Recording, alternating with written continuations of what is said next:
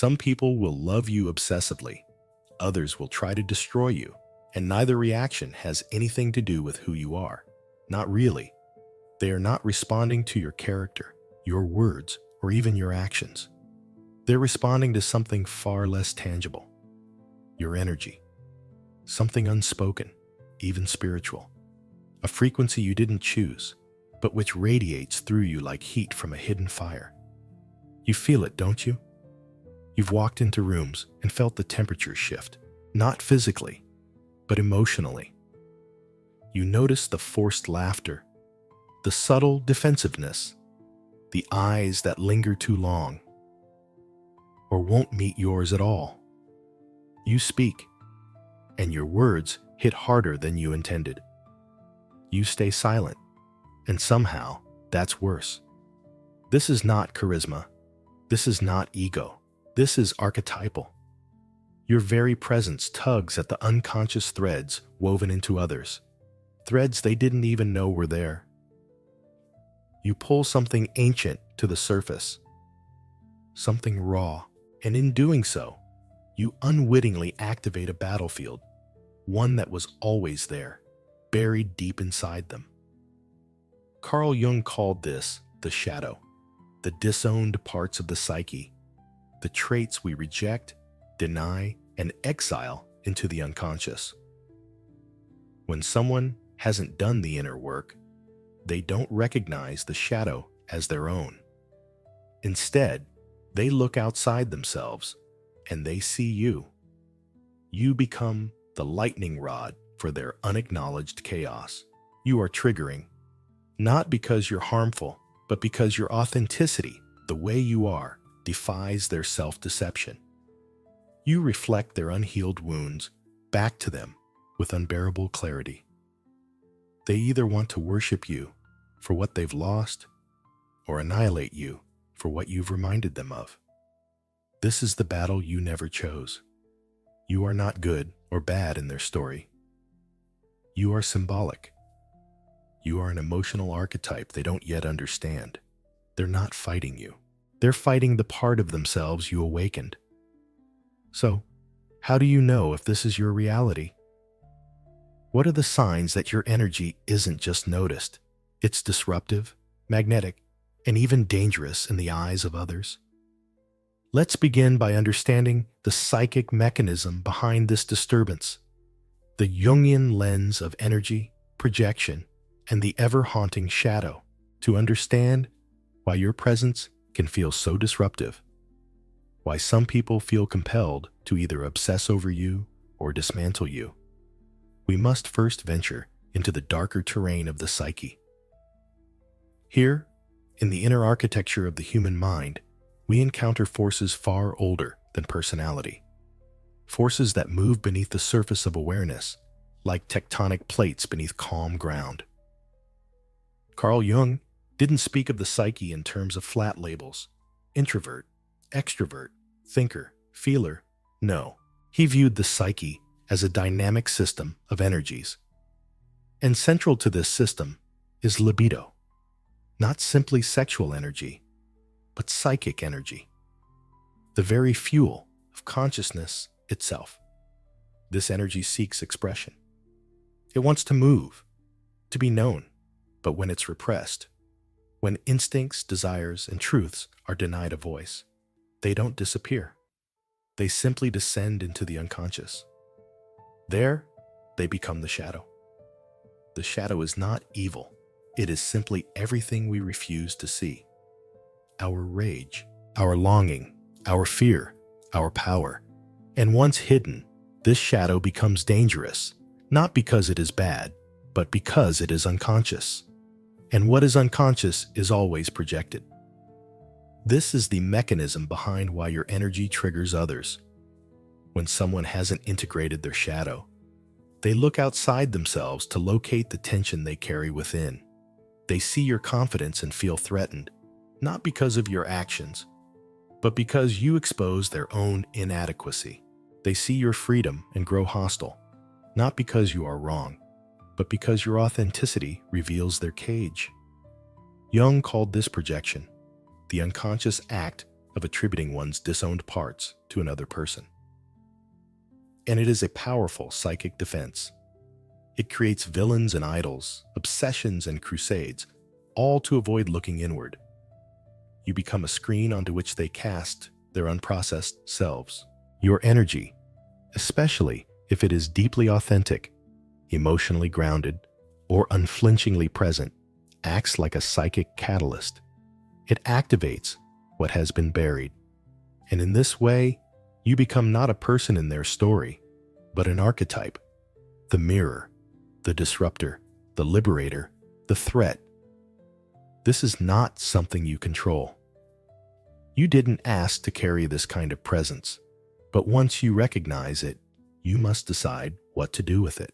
Do you shrink, apologize, dim the signal? Or do you learn to hold the charge without becoming consumed by it? The answer begins with awareness, and awareness begins with the signs. The patterns that show your energy does not merely enter a room. It shifts it. Let's explore the first sign. 1. Your presence feels too intense. You speak softly, yet people flinch. You offer a thought, and it lands like a thunderclap. You enter a room, and the air feels charged, though you've said nothing, done nothing, asked for nothing. What they feel is not your voice. It's your field. Your presence is intense, not because it's loud or aggressive, but because it carries weight, psychic density. It is the force of someone who knows themselves, even if they haven't fully understood themselves. The kind of presence born not from perfection, but from inner contact. This intensity is not performance, it's resonance. Carl Jung spoke of archetypes, ancient patterns of behavior and energy that exist in the collective unconscious. When you carry a strong energetic charge, you don't just walk into a room as yourself. You walk in as something larger, a living symbol. People don't just see you. They feel something primal stirring beneath the surface, something they can't name. And when the human ego encounters something it can't categorize, it reacts. Some will be magnetized. They will want to be near you, drawn by something they don't understand. Others will feel disrupted, defensive, like animals reacting to a shift in pressure before a storm. They might mock you, compete with you, withdraw, or become inexplicably cold. Not because you are threatening, but because you are disruptive to their equilibrium. This is often the role of the magician archetype, one who carries transformative energy. You don't just enter a space, you rearrange it energetically. And this rearrangement exposes what has been carefully hidden under politeness, control, or social masks. Your presence feels like an invitation to change, or a demand. And change, to an unconscious mind, can feel like death. You've done nothing wrong, you've simply been. But for those unready to face themselves, your being is more than enough to provoke fear, fascination, or resentment. This is the first sign. Now, let's move deeper to the second sign, a phenomena even more misunderstood and infinitely more dangerous. Sign 2. People project their shadow onto you.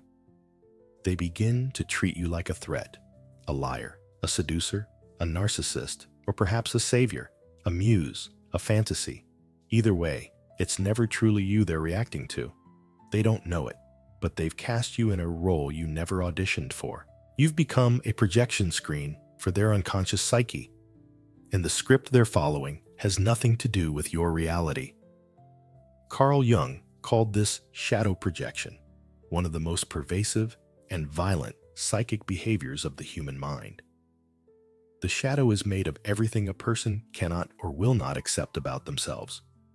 Their jealousy, their rage, their desire, their despair. To protect the ego, the conscious mind buries these aspects deep in the unconscious, but the psyche does not tolerate disowned truth for long. What cannot be integrated will eventually be seen elsewhere, on someone else. Usually, someone who carries a kind of intensity, someone like you. And so, they make you the villain, or the hero, whichever version keeps them from facing themselves. You say no, and suddenly, you're selfish. You assert a boundary, and you're labeled cold or ungrateful. You succeed, and they call you arrogant. Or, in a quieter way, they blame you for how they feel, whispering accusations without ever naming them. This isn't about logic, it's about projection, a blind displacement of inner conflict. The more authentic you are, the more threatening it becomes. Because authenticity is dangerous to those who live in denial. Your presence becomes a confrontation they never asked for. You embody what they cannot accept. So, they cast you out, not from cruelty, but from psychic survival. This is the second sign. When your name becomes a battleground in someone else's unconscious war, you are not being seen. You are being used. And yet, strangely, sometimes this very projection transforms, not into hatred, but into something even more volatile, obsession. Sign 3. You elicit obsession or envy without trying. They can't stop watching you. They study your words, mimic your choices, talk about you when you're not around. Sometimes they praise you in public, flatter you in ways that feel strangely intense. Other times, their admiration curdles into competition, quiet sabotage, or full-blown envy. You didn't provoke it. You didn't even want it.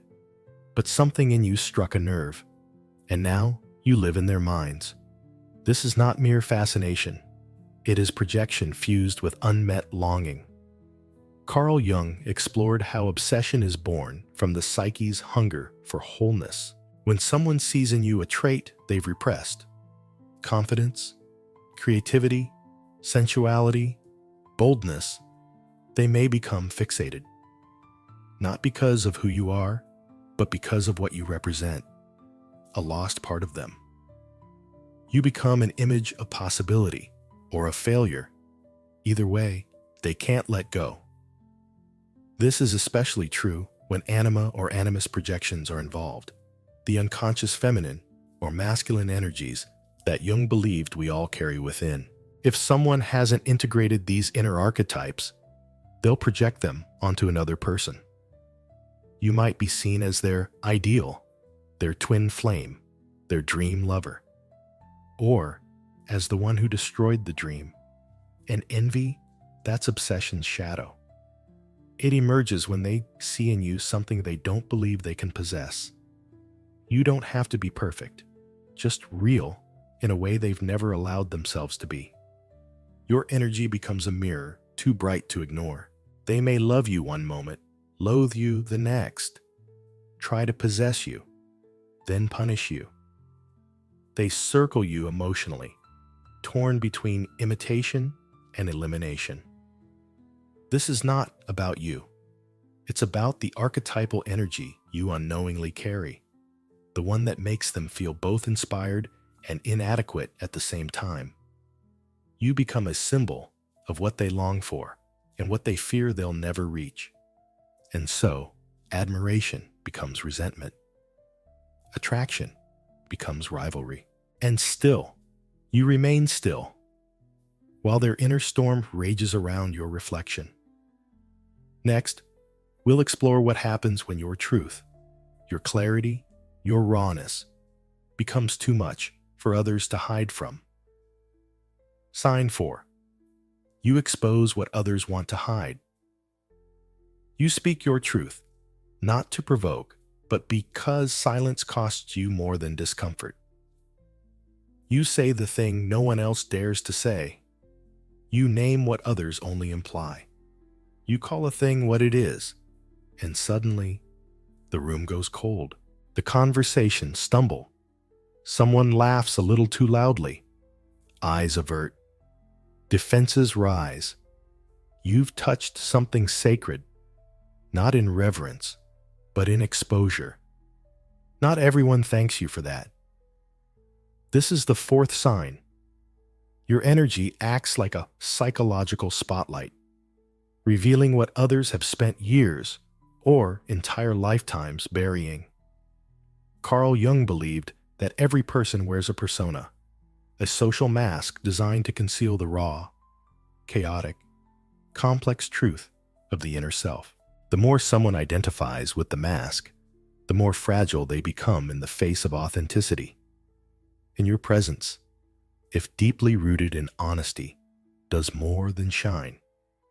It shatters illusions. This isn't always about confrontation. Sometimes, your mere existence contrasts too sharply with someone else's performance. Your refusal to play small, to lie, to pretend, makes others question their own facades. And that's terrifying, because most people don't want to be free. They want to be safe, hidden, controlled. You, on the other hand, represent psychic risk. You are the stranger who walks into the village and names the wound, the one who points to the fire behind the curtain. The archetype of the trickster or the wounded healer. Not always welcome, often misunderstood, but necessary. You remind them that truth is liberation, but also loss.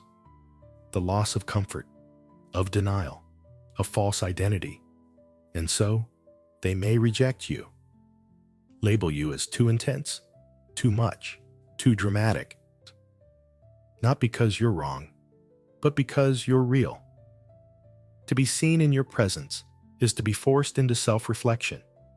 And not everyone wants to meet the eyes in the mirror, but some don't reject you. Instead, they try something subtler. They try to tame you. Sign 5. They try to fix or tame you. They say it gently, with concern. You should smile more. They say it firmly, with authority. You're overreacting. They say it softly, with care. I'm just trying to help you be more normal. But beneath the politeness, there is a tension. A quiet desire not to understand you, but to alter you. This is the fifth sign. When people seek to fix, soften, or domesticate your energy, not because it's wrong, but because it disrupts the fragile structures of their own identity. Carl Jung warned of the dangers of repression disguised as morality. Often, the urge to correct someone is not born of wisdom, but of fear. Your clarity, your depth, your refusal to conform activates an unease they cannot explain. You are unpredictable, not because you are erratic, but because you are free. And freedom is terrifying to those who've spent their lives constructing emotional cages. Rather than confront their own limitations, they try to modify you, shape you into something they can manage, something safer, smaller, easier to classify. This isn't always conscious. Many believe they're helping, that their suggestions are for your own good. But beneath the surface, there's a deeper motive: containment. They are not reacting to who you are. They are reacting to what your unfiltered existence says about them. Your energy carries the scent of the wild, and what is wild is unpredictable. And what is unpredictable cannot be controlled, so they attempt to tame it. This is the moment you face a psychic crossroads. Will you contort yourself into something palatable, just to soothe someone else's anxiety? Or will you remain sovereign, knowing that some people will mistake your wholeness for chaos? The irony is this: those who try to fix you often need the healing they think they're offering. And in trying to tame you, they reveal their own inner captivity. But for others, your energy elicits an even more extreme response, one of polarity and psychic fragmentation. Let's move into sign 6, where you become a figure of worship or persecution. Sign 6. You are both idolized and demonized. To some, you are a miracle, a muse, a light they never knew they needed. To others, you are a threat, a liar, a danger cloaked in mystery. But here's the unsettling truth. Often, these roles are played by the same person. One moment, you are their inspiration. Then, without warning, you become their enemy. This is the 6th sign. You are not seen in your complexity. You are split into extremes. You are either idolized or demonized, rarely understood. Carl Jung referred to this as archetypal inflation, when a person projects vast, mythic energy onto someone else, turning them into a symbol instead of a human. And symbols are not allowed to be flawed. They must fulfill a role. You become, in their unconscious story, the savior or the serpent.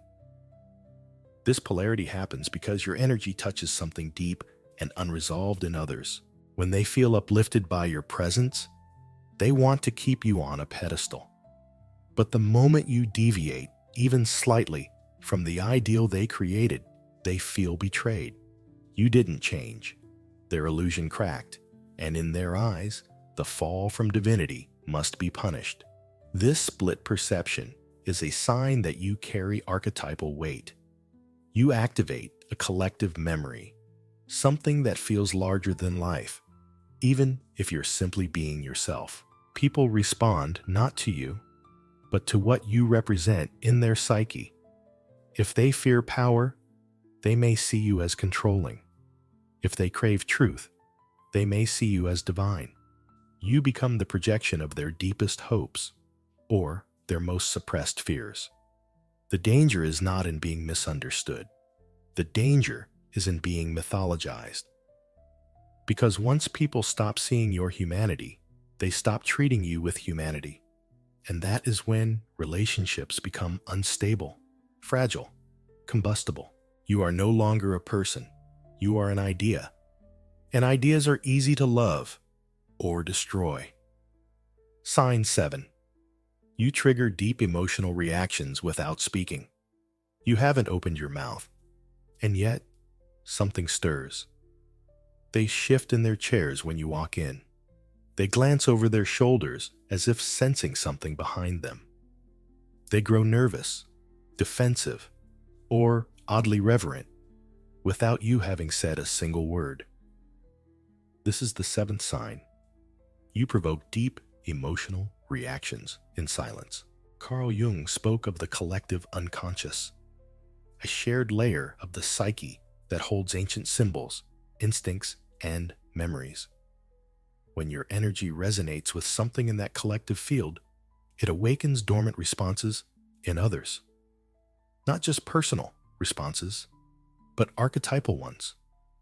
Reactions so old, so deeply encoded, they bypass rational thought entirely. You become a tuning fork. People react not because of what you do, but because your presence vibrates at a frequency that stirs their unconscious. It reminds them of something forgotten or something they fought to forget. You may notice this pattern in strangers, brief encounters, or even animals. People become anxiously alert around you. Some may feel inexplicably drawn, while others recoil without understanding why. It's not manipulation, it's resonance. In these moments, you're not communicating through words, you're communicating through energy. And energy doesn't lie, it reveals. Your stillness speaks louder than noise. It calls forth what's hidden beneath the surface. It reaches past social scripts and into something primal. For some, this creates a sense of awe or safety. For others, it ignites discomfort, even fear. This phenomenon often marks those who carry strong archetypal imprints. The seer, the outsider, the mystic. Your presence suggests that something deeper is possible, something raw, something real. And not everyone is ready for that. So they react before you even act. They preemptively judge, preemptively distance, or preemptively cling. They don't understand it, but they feel it. And in their nervous system, something ancient begins to stir. Now, let's go further, into the space where people come to you not out of admiration or fear, but need, when crisis calls them to the one who carries the medicine they've avoided. Sign 8. People are drawn to you during crises. They don't come to you when everything is fine. They don't seek you when their lives are tidy and well lit. But when things fall apart, when the marriage collapses, the mask cracks, the betrayal surfaces, that's when they call you. Not because you offered, not because you asked, but because something in your energy whispers, I see what others refuse to look at. This is the 8th sign. You become a gravitational center for people in crisis, not because you solve their problems, but because your presence allows them to stop pretending. Carl Jung described the wounded healer archetype, the one who has descended into their own darkness and returned not unscathed, but transformed. Those who carry this archetype often radiate a kind of existential permission, a silent invitation that says, you don't have to hide here. On Shan. You may not even know you're doing it, but people feel it. They instinctively sense that you can hold what others would recoil from, that you have walked through your own inferno, and because of that, you won't flinch at theirs. You become a confessor, a soul mirror, a kind of psychic emergency room. But this role is a double-edged sword. While it may feel meaningful, it can also become draining. People may offload their pain without offering reciprocity. They may cling to you as a lifeline, then resent you when you no longer carry them. Or worse, they may try to make you responsible for their healing. But it's not your job to fix them. Your role, if you choose it, is simply to be a witness. Not to rescue, but to see. Because in being seen without judgment, many begin to remember who they were before the wound. And in that moment, your presence becomes medicine. Still, not everyone in pain seeks healing. Some seek control. And when you refuse to bow, you become a threat. Not just to individuals, but to entire systems. Let's now explore sign 9. When your energy threatens power structures you never intended to challenge. Sign 9. You threaten power structures. Unintentionally. You don't shout. You don't demand control. You aren't even trying to lead, and yet hierarchies tremble around you. This is the 9th sign. Your energy disrupts established power structures, not because you're trying to rebel, but because you exist outside their rules. Carl Jung wrote of the rebel and the outsider, not as roles people adopt, but as archetypal energies that emerge when a soul refuses to betray its own nature. Those who embody this energy challenge the artificial order, not through violence, but through integrity. And nothing terrifies a fragile authority more than someone who cannot be bought, silenced, or controlled. You may notice how certain leaders grow uncomfortable in your presence. How systems, whether corporate, familial, spiritual, or social, react with subtle hostility or dismissiveness. Not because you've broken the rules, but because your very being questions their validity. You are proof that there is another way to live, speak, lead, create. That freedom exists outside of performance. That power can be rooted in truth rather than dominance. And that, to those invested in the illusion of control, is dangerous. You might hear things like, "You're not a team player. Why can't you just follow protocol? You make people uncomfortable." These aren't critiques of behavior. They're code. What they mean is, you don't submit the way we expect you to. But you weren't made to submit. You were made to remember. You carry an inner compass, not because you're morally superior, but because you've dared to align with something deeper than acceptance, the self, the unconditioned center of your being. And when you live from this place, structures built on pretense will either try to absorb you or erase you. Still, despite resistance, your presence lingers, even when you're gone. And that brings us to the final sign, the imprint you leave behind in the unconscious minds of others. Sign 10. People remember you long after you're gone. Time passes. The room has long emptied. The conversations have faded. You've moved on. But in their minds, you're still there. You show up in dreams, in memories, in unexpected moments of silence. Your name still circles their thoughts, your words echoing years after they were spoken. Sometimes it's affection, sometimes confusion, sometimes resentment, but always imprint. This is the 10th sign. Your energy lingers in the psyche like a haunting, because it was never just about what you did. It was about what you evoked. Carl Jung understood that certain presences act like archetypal catalysts. They don't just engage the conscious mind, they awaken the unconscious terrain. You become a psychic event, an internal rupture, a mirror that cannot be unseen. People may not even understand why you remain with them.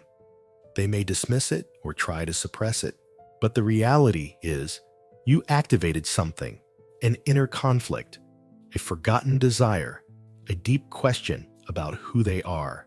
And once stirred, the unconscious does not rest easily. To them, you were not just a person. You were a symbol, a story, a confrontation. And because symbols speak beyond language, they remain embedded, looping through the inner world like a song no one remembers learning. This is the strange cost and strange power of carrying energy that moves below the surface. It's not always about being remembered fondly. Sometimes it's being remembered vividly.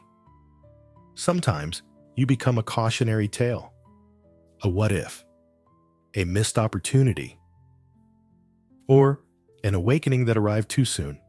But either way, your role was real. You were the chapter they never quite closed, the mirror they never fully turned from. This is not ego. This is not pride. This is archetypal gravity, the kind that comes from living as your full, undiluted self, even when the world wasn't ready. So what now? How do you carry this kind of energy without becoming consumed by it, without mistaking reflection for identity, projection for truth? Conclusion: integrating your archetypal energy. There is a quiet danger in being seen as more than human. You become mythologized, projected upon, distorted. People don't relate to you. They relate to their idea of you. And in that reflection, you risk forgetting who you really are. But there is a deeper danger still: believing the myth yourself. Carl Jung warned of this psychic inflation, the swelling of the ego when touched by archetypal power.